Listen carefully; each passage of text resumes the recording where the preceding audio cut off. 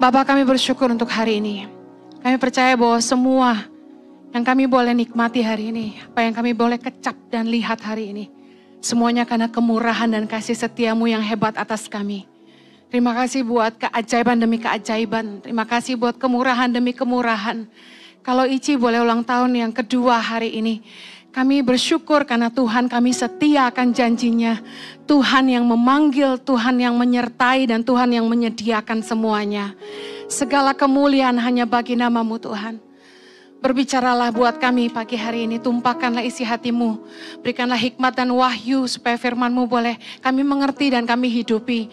Berdoa supaya Tuhan, hamba-Mu gak mampu tanpa Tuhan, biar kiranya Roh Kudus-Mu menolong hamba-Mu, mengatakan semua yang jadi isi hatimu, dengan bahasa yang mudah dimengerti, menyerahkan setiap menit-menit ke depan ke dalam pimpinan Roh Kudus sepenuhnya, biar Kristus yang selalu dipermuliakan dalam hidup kami, di dalam nama Yesus, yang siap diberkati Tuhan. Sama-sama kita katakan, amin. Silakan duduk kembali, puji nama Tuhan. Katakan kanan kirimu, happy anniversary. Happy anniversary Ici yang kedua. Puji nama Tuhan, tidak terasa sudah 2 tahun Ici hadir di Moy Kelapa Gading untuk melayani jemaat. Saya pertama-tama mengucap syukur kepada Tuhan buat kemurahannya yang hebat atas hidup kami. Dan saya percaya bahwa semua yang ada hari ini semua sungguh-sungguh karena kasih karunia Tuhan. Amen. Dan saya juga ingin mengucapkan terima kasih kepada Pak Juliono yang pertama kali dalam hidup saya menjadi mulut Tuhan yang menyampaikan secara profetik untuk saya punya jemaat sendiri bersama dengan Pastor Jojo. Saya ingat Pastor Juliono bilang gini, Henny, visi dari Tuhan itu besar dalam hidup kamu. Dan kamu gak bisa mengerjakannya sendirian, kamu butuh keluarga. Biarpun hanya 200 orang saja, kamu sanggup mengerjakan yang besar bersama dengan mereka. Dan saya bersyukur kalau Hani, Pas Juliono boleh hadir, boleh pakai berdiri sama istri, Ibu Sinta, boleh lambai tangan. Ini adalah pendeta dari Bandung, salah satu pimpinan dari Cahaya Bangsa Classical School. Beliau juga waktu itu masih mengembalakan gereja waktu kami bertemu dan sekarang sudah melepaskan penggembalaannya dan hanya jadi penasehat ya Pak ya. Saya juga berterima kasih buat setiap teman-teman yang dipakai Tuhan untuk mendorong saya dan Pastor Jojo untuk memulai gereja sendiri, yaitu Robin dan Yani, boleh bangkit berdiri, ada Henry Lo dan Fania, ada Rike dan Leni, boleh bangkit berdiri. Terima kasih banget buat teman-teman yang 6 orang ini yang maksa saya sampai ciduk saya di rumah dan cari tempat ibadah ya. Sampai akhirnya hari itu saya bilang gini, kalau hari ini gak ketemu berarti bukan dari Tuhan. Padahal yang namanya cari tempat gak mudah bukan? Tapi benar-benar hari itu dapat di Santika Hotel. Dan saya gak bisa ngelak lagi dan saya tahu semua ini karena Tuhan. Dan saya terakhir saya mengucapkan terima kasih buat setiap volunteers, para relawan, para pengerja yang berlelah-lelah melayani bersama-sama dengan kami over the 2 years. Juga terima kasih buat full timers yang tetap melayani bersama-sama dengan kami, para pastors, para leaders yang mendedikasikan dirinya untuk menggembalakan dan memuridkan jiwa-jiwa para gembala Impact Family Komsel yang terus sabar dan setia melayani, juga tim counselors dan saya nggak bisa sebut semuanya, buat yang sudah memberikan tenaga, waktu, uang, doa dan dukungannya buat pelayanan ini. Terima kasih banyak, Tuhan memberkati taburannya. Haleluya. Boleh tepuk tangan buat mereka semua yang sudah melayani di ICI. Thank you so much. Baik, hari ini waktu khotbah saya cuma sedikit. Hari ini saya akan khotbah tentang tertanam di tempat yang tepat. Nanti jam 3 saya akan lanjutkan yang bagian kedua. Bagian yang pertama saya ingin khotbah tentang dibersihkan Tuhan. Kita ingin Yohanes 15, pokok anggur yang benar. Kita baca ayat kedua. 3, 2, 1. Setiap ranting padaku yang tidak berbuah dipotongnya. Dan setiap ranting yang berbuah dibersihkannya. Supaya ia lebih banyak berbuah. Kita lompat di ayat 5. Akulah pokok anggur dan kamulah ranting-rantingnya. Barang siapa tinggal di dalam aku dan aku di dalam dia. Ia berbuah banyak. Sebab di luar aku kamu tidak dapat berbuat apa-apa. Kita lompat ayat ke-8. Dalam hal inilah Bapakku dipermuliakan, yaitu jika kamu berbuah banyak dan dengan demikian kamu adalah murid-muridku. Mohon maaf saya potong-potong karena waktu saya pendek banget. Bagaimana Anda tahu bahwa Anda tertanam di tempat yang tepat? Yesus adalah pokok anggur yang benar, katakan amin. Jadi kalau kita tertanam di dalam Kristus, berarti semua ini tepat. Kita berada di tempat yang tepat, tertanam di tempat yang tepat. Yang pertama, kita pasti dibersihkan. Katakan, saya pasti dibersihkan. Kita akan mengalami proses pemurnian hati, pembentukan karakter. Orang bilang kalau gue berada di tempat yang tepat, semua aman, semua menerima gue, semua sayang sama gue. Enggak. Justru di tempat yang tepat kita ditempah, katakan amin. Yang kedua, kalau Anda berada di tempat yang tepat, Anda berbuah banyak. Katakan, saya berbuah banyak. Yang ketiga, kalau Anda berada di tempat yang tepat, Bapa dipermuliakan dalam hidup kita. Katakan amin. Katakan, Bapa harus dipermuliakan dalam hidup saya. Khusus ibadah ini saya akan kupas dalam tentang dibersihkan Tuhan. Berada di tempat yang tepat. Kita akan mengalami yang namanya pembersihan. Dibersihkan Tuhan. Apa itu dibersihkan? Yesus mengambil contoh pohon dan ranting. Dipangkas bagian-bagian yang tidak berguna. Dipangkas bagian-bagian yang menghambat pertumbuhan. Kalau sebuah pohon tidak berbuah, biasanya daunnya yang dibuang. Katakan amin. Pasti akan dibersihkan. Nah, waktu kita dibersihkan sama Tuhan, dimurnikan sama Tuhan untuk bagian-bagian di hidup kita, di hati kita, dalam karakter kita, motivasi hati kita yang tidak benar, yang tidak berguna, yang menghalangi kita untuk jadi berkat bagi orang lain, yang menghalangi kita untuk terus bertumbuh di dalam Tuhan, menghalangi kita untuk terus dewasa di dalam Tuhan, pasti akan dibersihkan.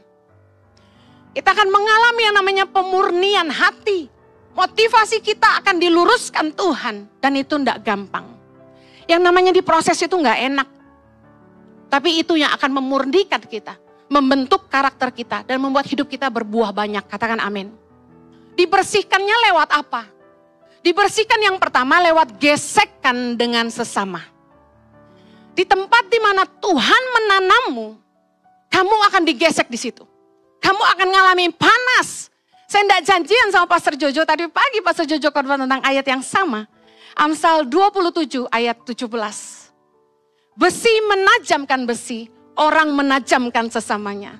Kalau karakter kita mau makin indah, kita akan diasah sama orang-orang yang ngeselin kita, yang bikin kita merasa tersinggung. Kalau kita tinggi hati, kita akan digesek sama teman-teman yang membuat kita merasa tidak dihargai. Yang mengerti katakan amin. Kalau motivasi hati kita tidak lurus, kita akan ketemu sama orang-orang tuh yang hajar kita habis-habisan dan membuat kita tidak diperhitungkan. Gesekan dengan sesama, benar-benar memurnikan hati. Nah, bagaimana Anda tahu Anda sedang dimurnikan Tuhan? Amsal 27 ayat 19. Seperti air mencerminkan wajah, demikianlah hati manusia mencerminkan manusia itu. Kadang-kadang kita berpikir kitalah yang baik, orang lain yang tidak baik. Seringkali kita berpikir, heran ya tuh orang tukang bikin onar. Padahal kita sendiri harus lihat apakah kita yang di sini bikin onar, di sana bikin onar. Pernah dengar orang sering bilang gini, kalau di mana-mana kamu bilang bau, berarti yang bau kamu. Nah, bagaimana kita tahu hati kita yang sesungguhnya? Who we are adalah reaksi hati kita ketika tekanan itu datang dalam hidup kita. Gesekan dengan sesama justru menyadarkan hati kita yang sesungguhnya.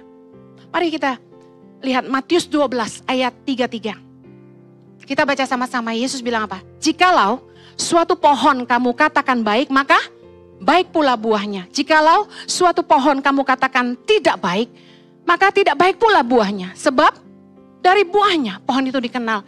Kita bisa bilang buahnya manis atau asam itu dari buahnya. Amen. Nah, Anda harus ngerti bahwa pohon yang berbuah manis pasti sering dilempar batu sama orang. Kita udah sering dengar itu kan? Pohon yang manis buahnya pasti sering dilempar batu. Kenapa? Karena orang yang hidupnya buahnya manis jadi berkat, bermanfaat itu diinginkan banyak orang. Dikasihi banyak orang. Banyak orang yang mengharapkan kehadirannya. Nggak ada lu nggak rame gitu.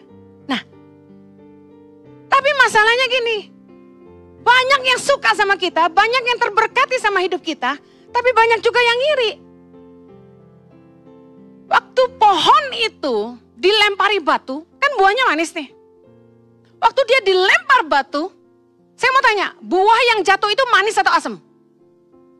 Manis. Orang biar dijahatin kayak gimana, kalau hatinya baik, dia akan tetap baik. Gak mungkin pohon yang buahnya manis dilempar batu, dia balas dendam, dia lempar balik yang asam. Gak ada. Gak mungkin. Pohon yang dilempar batu itu tetap menjatuhkan buah yang manis. Bicara gini, setiap kali kita disakiti orang, setiap kali kita ngalamin gesekan sama orang, sejahat apapun orang sama kamu, buahmu, respon hatimu, tindakanmu pasti tetap baik kalau kamu pohon yang baik. Amen. Gesekan itu hanya akan membuat kamu makin berbuah manis. Kamu jadi makin reda hati. Saya percaya gini, gak mungkin untuk bertumbuh gak ada gesekan. Justru orang-orang yang menang dalam gesekan, dia akan berbuah manis. Saya belajar sabar karena menghadapi orang-orang yang gak sabaran. Saya suka ngeledek orang-orang yang bilang saya galak dan Pastor Jojo sabar. Saya bilang kalian selalu menghakimi buku dari sampulnya. Don't judge the book by the cover. Anda boleh tanya semua staf dan anak-anak siapa yang lebih sabar. I'm serious. Tapi saya sadar, saya bisa sabar karena punya suami yang gak sabaran. Saya pernah pacaran, nungguin dia janji ketemu 3 jam. Pak Ali bilang 1 jam maksimal gue tinggal. Saya 3 jam, tetap nunggu. Ada cowok Korea nemenin saya di sebelah saya. Zaman sekarang, Korea. Gue udah biasa aja. Cowok Korea di sebelah saya bilang gini, pacar kamu keterlaluan. Kamu mesti nunggu dia 3 jam, tinggalin aja. Saya enggak, saya sabar. Saya nungguin Jojo jemput saya. Pulang sekolah, waktu kuliah. Tebak apa yang dia lakukan selama saya menunggu? Dia tidur siang. Apa saya marah? No, saya makin cinta. Cinta sama Jojo. Cuma Jojo seorang. Well, Matius 7 ayat 17 gini. Demikianlah setiap pohon yang baik menghasilkan buah yang baik. Sedang pohon yang tidak baik menghasilkan buah yang tidak baik. Ayat 18 Yesus bilang gini, tidak mungkin, katakan tidak mungkin. Pohon yang baik itu menghasilkan buah yang tidak baik. Gak bisa.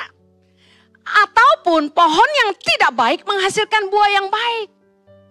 Kalau dilanjutin, karena ucapan mulut itu keluar dari hati. Orang mau tahu hatinya baik atau enggak, itu lihat ngomongannya. Kalau hatinya baik, sejahat-jahatnya orang sama dia, dia enggak jahat sama orang. Amen. Saya dicaci maki orang sering, tapi saya enggak balas dengan caci maki. Saya dihina orang sering, tapi saya enggak balas menghina.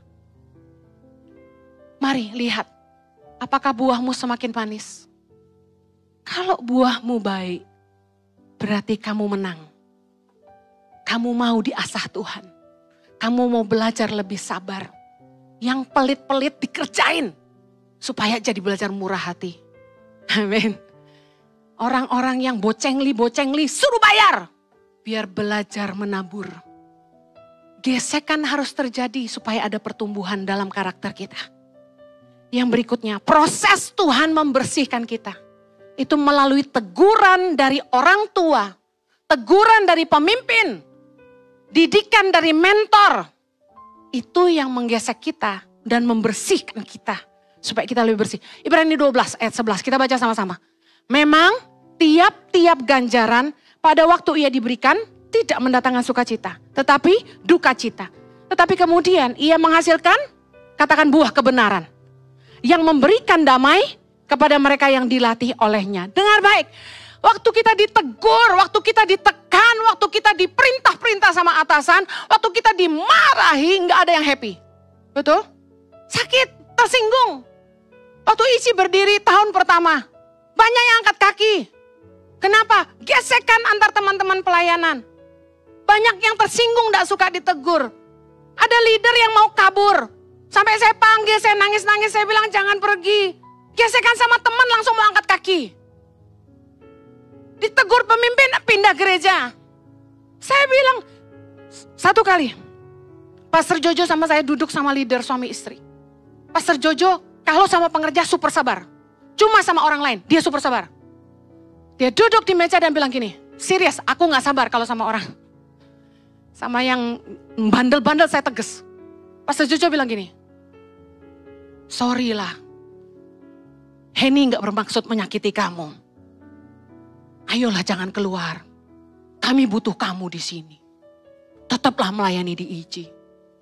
Saya saking marahnya, saya bangkit berdiri, saya duduk lebih dekat dengan dia, saya duduk dan hadapi mukanya.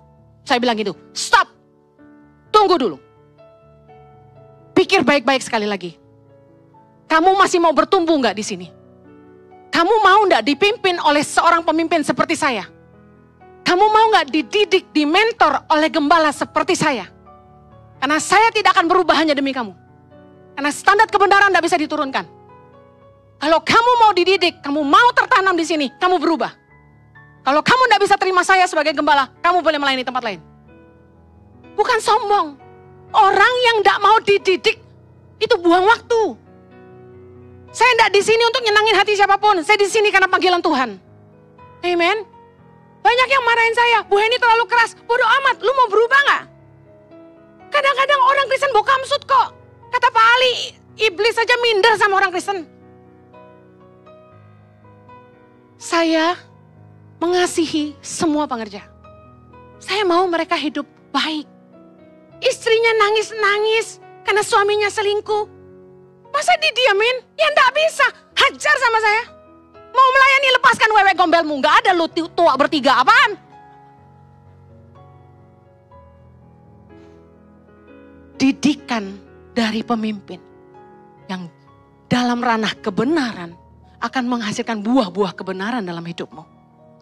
Waktu kita diproses lewat pemimpin, kita ditegur keras, kita dididik, kita dihajar, pasti sakit. Tidak mungkin. Kita merasa direndahkan. Tapi itu yang membersihkan hati kita dan merendahkan hati kita. Kita belajar rendah hati, mau dibimbing. Amsal 20 ayat 30 berkata, bilur-bilur yang berdarah membersihkan kejahatan. Darah Yesus membersihkan kejahatan kita. Amin. Tapi dengar, dan pukulan membersihkan lubuk hati. Untuk memurnikan hati. Membuat orang tuh motivasinya tulus dan murni. Harus dipukul. Ganjaran yang diberikan oleh pemimpin yang baik. Di dalam firman Tuhan. Orang tua yang takut Tuhan. Mentor yang mengasihi kamu. Pasti akan menghasilkan buah-buah kebenaran dalam hidupmu. Dan kamu akan hidup dalam damai. Kenapa? Karena kamu berjalan dalam kebenaran firman Tuhan. Katakan amin. Masalahnya gini, seringkali banyak orang gak suka ditegur, apalagi kalau banyak duit. Makanya di sini saya memperlakukan semua sama, kaya miskin sama. Gak ada favoritism. Favoritism. Karena gini, seorang hamba Tuhan gak boleh takut sama manusia. Karena firman Tuhan berkata, takut akan manusia mendatangkan jerat. Jadi kalau saya mau tegur, saya tegur. Gak peduli lu nyumbang berapa. Saya juga gak tahu sih Anda berpuluhan apa enggak. Karena saya gak pegang keuangan. Jadi saya gak perlu sungkan sama orang. Orang gue gak tahu. Sorry ya kalau ada yang merasa, kok Bu ini gak tahu sih gue nyumbang. Saya gak pernah lihat. Saya gak tahu. Amsal 15 ayat 12 berkata, si pencemooh tidak suka ditegur orang. Ia tidak mau pergi kepada orang bijak. Orang tuh kalau gak mau ditegur, dia bukannya terima masukan, dia malah mencemooh balik. Malah ngomongin orang yang ngajarin dia. Makanya gak heran, banyak orang yang jelek-jelekin atasan, jelek-jelekin orang tua, jelek-jelekin mentornya. Karena orang yang angkuh, bukannya mendengarkan masukan, mendengarkan didikan, tapi berbalik mencemooh yang menegur. 1 Timotius 1 ayat 5, kita baca sama-sama. 3, 2, 1. Tujuan nasihat itu ialah kasih yang timbul dari hati yang suci, dari hati nurani yang murni, dan iman yang tulus ikhlas. Ayat 6, Tetapi ada orang yang tidak sampai pada tujuan itu. Dan yang sesat dalam omongan yang sia-sia. Dinasehatin baik-baik. Bukannya dengerin. Tujuannya kan supaya gini, hati nuraninya jadi murni. Yang tadinya motivasinya nggak lurus dilurusin. Imannya jadi benar. Tapi malah berbalik, ngegosipin pemimpin. Ditegur nggak seneng malah ngomongin pemimpin di belakang. Banyak. Amsal 11 ayat 2. Jikalau keangkuhan tiba, tiba juga cemooh. Tapi hikmat ada pada orang yang rendah hati. Orang yang rendah hati, waktu ditegur itu dia belajar. Katakan amin. Amsal 19 ayat 25. Jikalau si pencemooh kau pukul, barulah orang yang tak berpengalaman menjadi bijak. Jikalau orang yang berpengertian ditegur, ia menjadi insyaf. Lihat buahnya. Kalau orang tuh buahnya baik, ditegur itu insyaf. Bertobat, katakan amin. Bukannya malah gak cocok gue di sini. Bu Heni terlalu galak, kurang sabar. Keluar. Loh, kalau memang bukan tempatmu di sini, saya gak tahan kamu. Tapi kalau Anda mau bertumbuh, Anda mau tertanam, Anda harus mau ditegur pemimpin. Karena itulah yang memurnikan hatimu dan mengajar kamu untuk rendah hati di hadapan Tuhan. Katakan amin. Mari bertobat, mari belajar rendah hati. Yang terakhir, proses Tuhan yang membersihkan kita. Melalui apa? Melalui kesulitan-kesulitan hidup. Ulangan 8 ayat 2 dan 3. Ingatlah kepada seluruh perjalanan yang kau lakukan atas kehendak Tuhan Allahmu di padang gurun selama 40 tahun ini. Dengan maksud merendahkan hatimu dan mencobai engkau untuk mengetahui apa yang ada di dalam hatimu. Yakni apakah engkau berpegang pada perintahnya atau tidak. Ayat 3 sama-sama. Jadi ia merendahkan hatimu, membiarkan engkau lapar dan juga memberi engkau makan mana yang tidak kau kenal dan yang juga tidak dikenal oleh nenek moyangmu. Untuk membuat engkau mengerti bahwa manusia hidup bukan dari roti saja, tapi manusia hidup dari segala yang diucapkan Tuhan. Tuhan izinin pergumulan-pergumulan hidup terjadi dalam hidup kita meskipun kita melayani Tuhan. Ada yang bilang sama saya, Ci, saya rajin melayani, tapi kok bisnis saya sepi. Saya rajin memberi, tapi saya tetap mengalami kesulitan dalam keuangan.